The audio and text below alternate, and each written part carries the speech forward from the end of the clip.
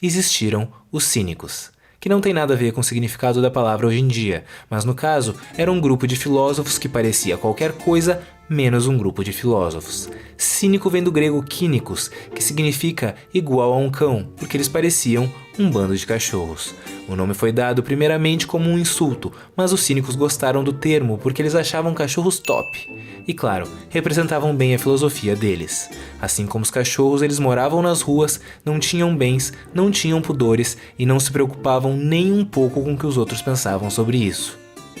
Esse apelido carinhoso pegou especialmente em Diógenes de Sinope, que ficou conhecido como o Cão, porque ele levou a filosofia ao seu extremo, se tornando o verdadeiro arquétipo do cinismo e o filósofo mais trollador da história. Diógenes buscou fazer da sua vida a mais simples possível. Ele morava em um barril, sim, ele foi a principal influência para o Chaves, e seus únicos bens eram um bastão, uma lamparina e um saco. Ele também tinha uma tigela que usava para beber água, até que um dia viu uma criança bebendo água com as mãos e pensou, tá bom, eu não preciso mais disso aqui, e jogou a tigela fora. Ele fez da pobreza sua virtude e a forma mais direta de protestar contra a sociedade corrupta e consumista da época. Diógenes costumava andar por Atenas com uma lamparina acesa em plena luz do dia. Quando perguntavam o que ele estava fazendo, ele respondia, procurando um homem honesto. De acordo com a sua filosofia, todas as conquistas artificiais da sociedade, status, dinheiro, poder, são incompatíveis com a felicidade, e a moralidade advém do retorno à simplicidade da natureza. As pessoas não deveriam se envergonhar das suas necessidades mais básicas e naturais, nem de fazê-las quando sentissem vontade. Comer em público, beber em público, dormir e, bom, todo o resto que vocês devem imaginar.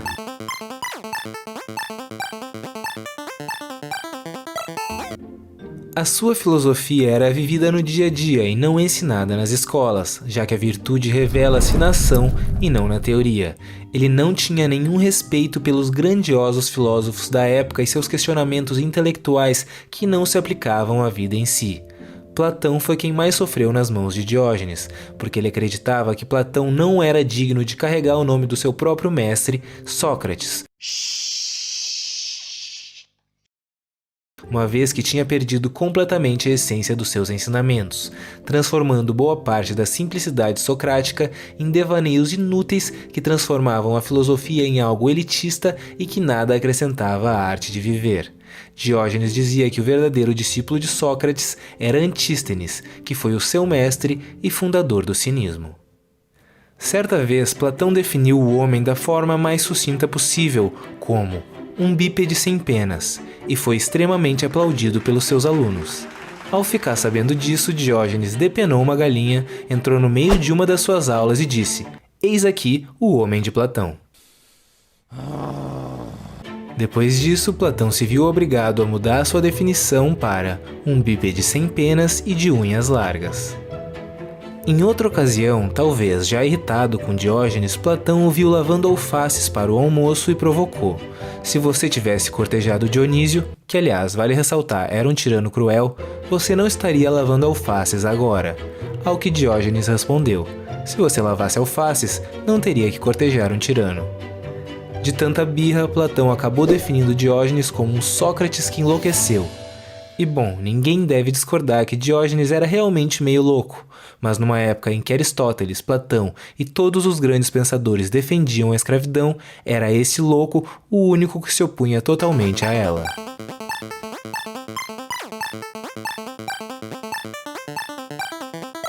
Talvez por ironia do destino, o próprio Diógenes acabou sendo capturado por piratas para ser vendido como escravo, mas isso não o abalou muito. Na viagem até o leilão, os prisioneiros do navio mal recebiam comida para se manterem vivos, e Diógenes chamou os piratas na pura malandragem.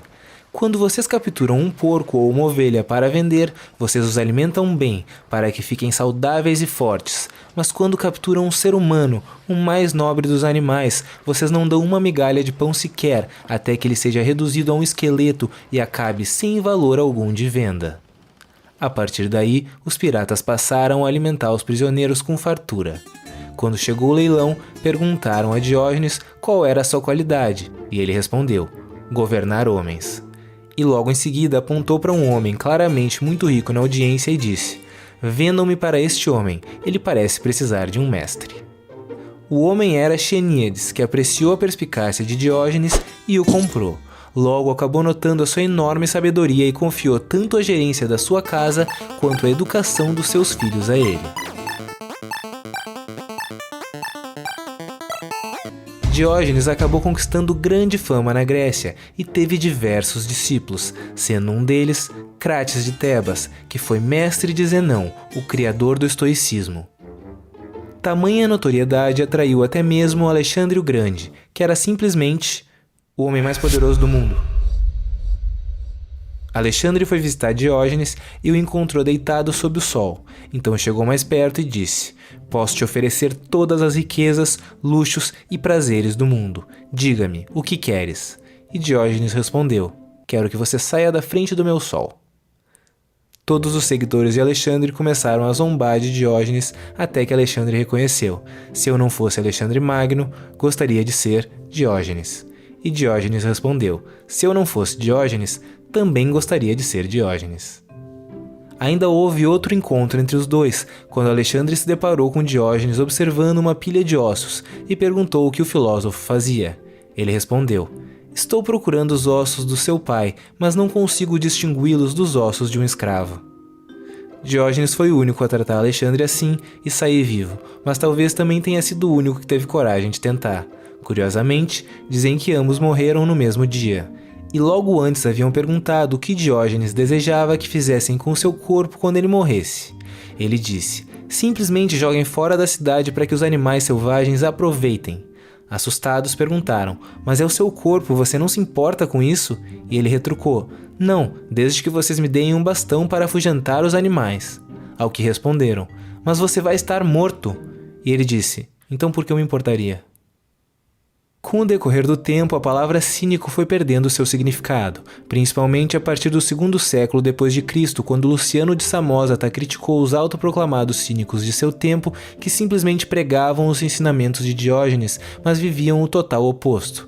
Mais tarde, baseados nos escritos de Luciano, os renascentistas e reformistas passaram a usar a palavra cínico para se referir aos seus rivais, da mesma forma que ela é usada hoje em dia, no Big Brother, etc. Mesmo tendo perdido seu sentido ao decorrer do tempo, a filosofia cínica foi diretamente responsável pelo surgimento do estoicismo, influenciou os pensamentos de Nietzsche e impulsiona direta ou indiretamente qualquer pessoa que se propõe a questionar o status quo.